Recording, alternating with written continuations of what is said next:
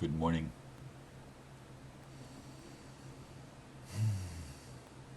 Let me begin this morning by making a comment on yesterday's experience for me. I had to do the video 3 times because all of a sudden, the last while here, I've been getting gibberish. And for a good while, it was just not happening. And then now all of a sudden it's happening again. It happened again this morning when I did my test. I did about 3 test audios this morning. The first one was gibberish and the next 3 worked. But anyway, I had to do 3 videos yesterday. And of course, the first 2 takes did not go online, only the last one. And the last one totally shifted from where the first 2 were. Because I had a message that spirit just seemed to take over. I was feeling a connection actually with one or more people that the message went out to, which was a tremendous lesson to me that even when things seem to be going awry, my tendency is to get a little bit frustrated. And yet, in the end, it all worked out, I felt, in a much more uplifting manner than it was earlier on as I was reflecting on relationships. There were things that I said in the first 2 videos that never even made it to the 3rd one, and maybe that's because they weren't supposed to make it. What made it, and that was the way it was supposed to be.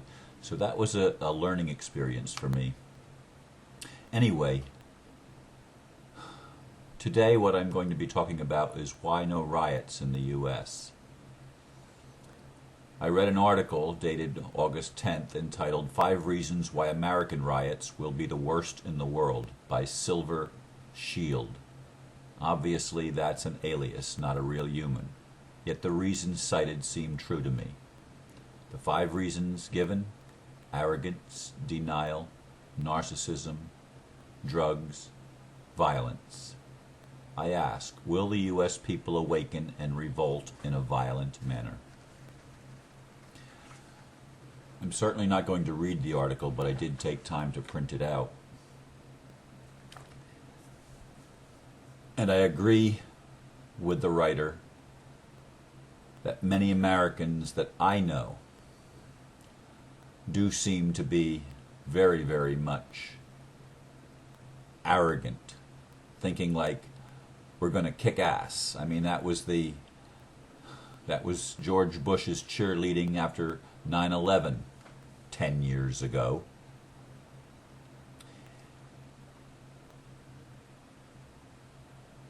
And the American people were only too quick to respond with false patriotism and all the bravado and swagger. You know, when George Bush said, "Bring it on, bring it on." This is a mindset in America, whether fostered by the leadership and those that are controlling the American mindset and the American psyche, or at least influencing it to a great deal. It is an attitude that people have had here. But I would say that the British people have been no less arrogant over the years either. Even before the United States became a nation, there was an awful lot of arrogance in Britain, and the riots have obviously happened and are happening in Great Britain and England and Wales. I don't know if it's made it to Scotland yet or Northern Ireland, although certainly those areas have had their share of riots, or especially Northern Ireland has had its share of riots over the years.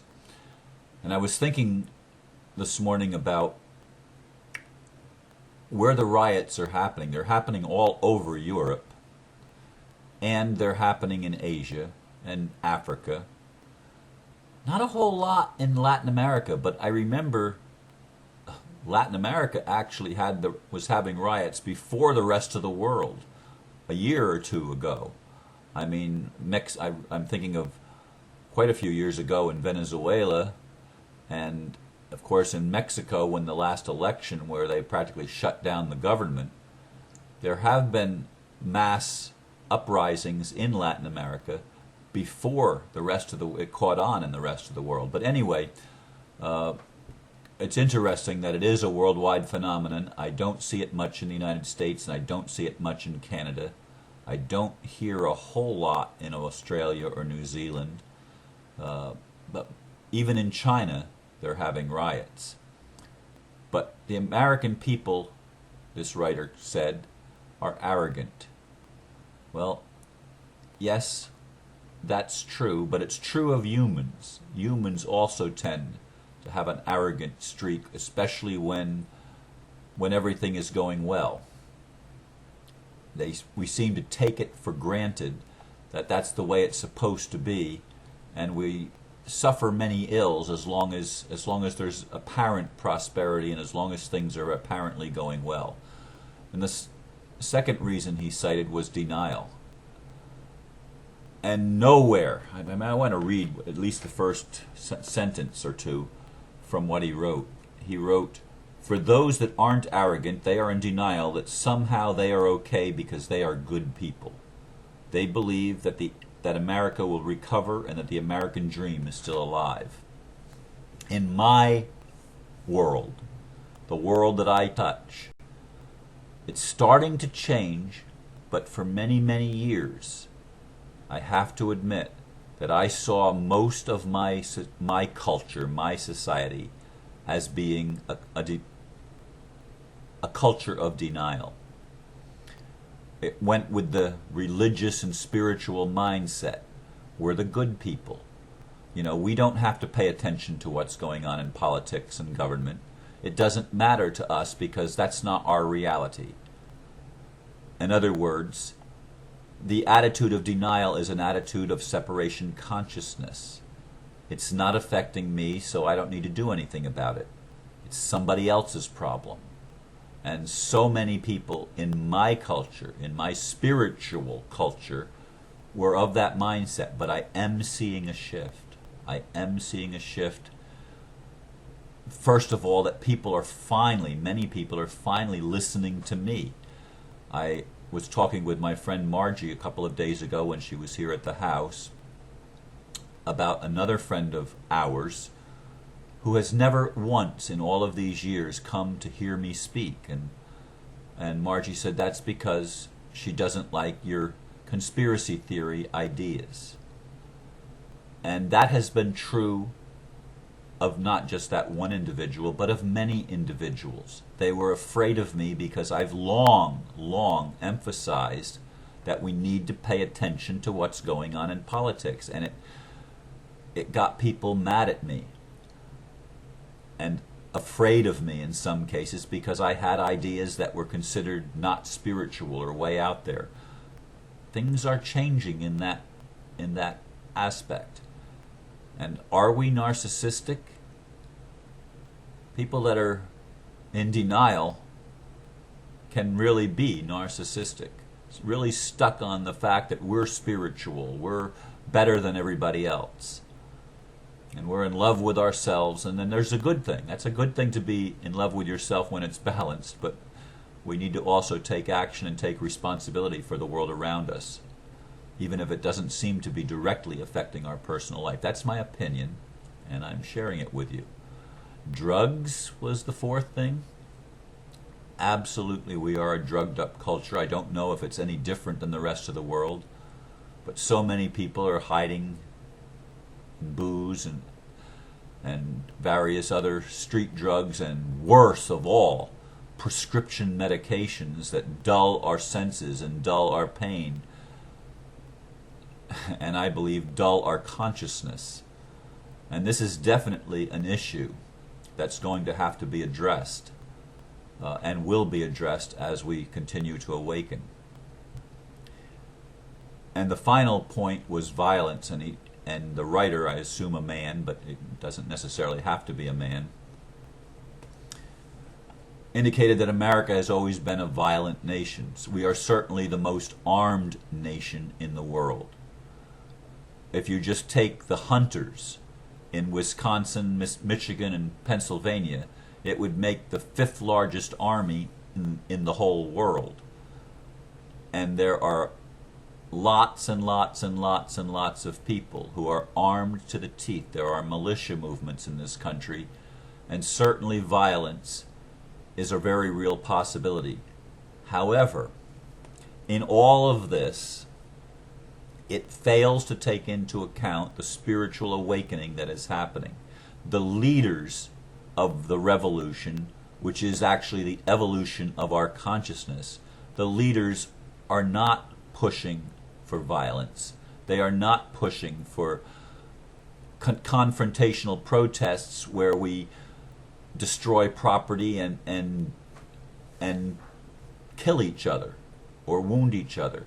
The violence is basically coming, as I see it, it's coming from the government itself and those the government hires, the police forces and the armed military forces that could be, well, the police forces are already employed, but the military could, and in some places I hear, is being deployed in the U.S. on U.S. soil.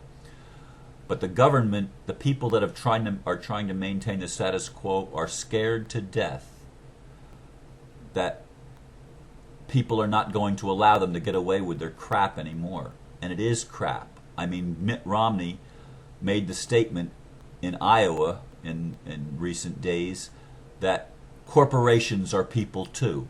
I mean, give me a break. Yes, here's an elite individual, a good Mormon, who's been, the governor of Michigan, I believe, and he's one of the key candidates running for president of the United States as a Republican, and he's saying there's no difference between a corporation and a person. Well, of course, that's because they've made persons or people, they've made us corporations. So everything is a corporation. And this is part of the sickness, not only in America, but all over the world. They treat us as if all we are is commodities. And this is part of the awakening that has to occur, that we realize that we are not legal fictions capable of doing commerce, which is what they want to keep us in, that place where we just simply keep buying, and yet they're destroying the very economy. And all of these things I'm contending with you are working ultimately for our good, that is, for our awakening, for us to reclaim our sovereignty. And someone else sent an article and says, don't claim your sovereignty because you get put on the FBI's list and they start watching you. So what? Somebody else is watching us too as we reclaim our sovereignty, and that is our extraterrestrial spiritual friends that are here in massive forces, not force in the way of violence, but in the way of bringing peace. And that's the unspoken, oftentimes, unspoken element that's going on in all of this awakening.